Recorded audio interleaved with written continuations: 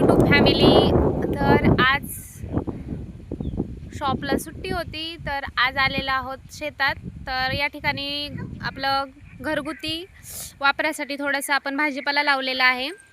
एक 15-20 दिवस झाले.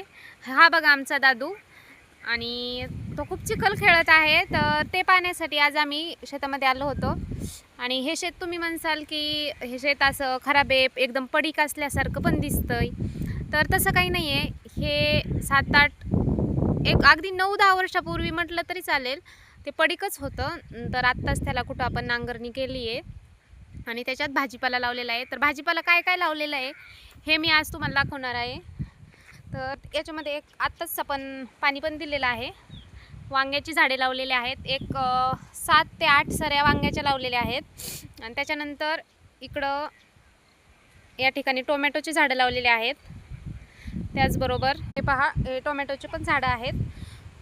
तर हे सर्व रोपं आपण या ठिकाणी लावलेले आहेत. आणि थोडंसं लांब तुम्हाला दिसत असेल, आता पुढं चिखल आहे त्याच्यामुळे जाता येत नाही आहे. तर हे व्लॉग बनवण्याचं कारण एवढंच आहे की आपण घरगुती आपल्या वापरासाठी भाजीपाला आपल्या घराच्या अंगणात शेतामध्ये लावलं तरी चालतं आहे. म्हणजे आपलं जे बाजारासाठी पैसे जातात, भाजीपाला विकत आणण्यासाठी जातात, ते आपले जाणार नाहीत. तर आपण या ठिकाणी मिरची, कोथिंबीर, टोमॅटो, वांगी, गवारीच्या शेंगा, बरेच काय काय या ठिकाणी वाण लावलेले आहेत. हे पलीकडे बघू शकता, हिरवी मिरची आहे. आणि या ठिकाणीच आपला बोर आहे. तर आपलं आंब्याचं झाड आहे. हे मागच्या व्लॉगमध्ये मी तुम्हाला दाखवलं होतं आंब्याची झाडं. तर 3 आंब्याची झाडं आहेत. हे एक आहे, इथं आमची चिऊ कार्टून बघत बसली आहे. दुसरं हे आंब्याचं झाड आहे. आणि 3 नंबरचं एक बांधाच्या कडेला आहे. त्याला खूप क्वांटिटीमध्ये आंबे लागलेले आहेत.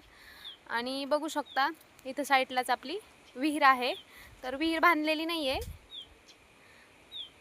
तर मला सांगायचं तात्पर्य हे आहे की घरगुती वापरासाठी आपण आपल्या शेतामध्ये थोडंफार भाजीपाला केलाच पाहिजे. मग आपल्याला जेव्हा पाहिजे तेव्हा ताजे फळं खायला भेटतात, भाजीपाला ताजा वापरायला भेटतो.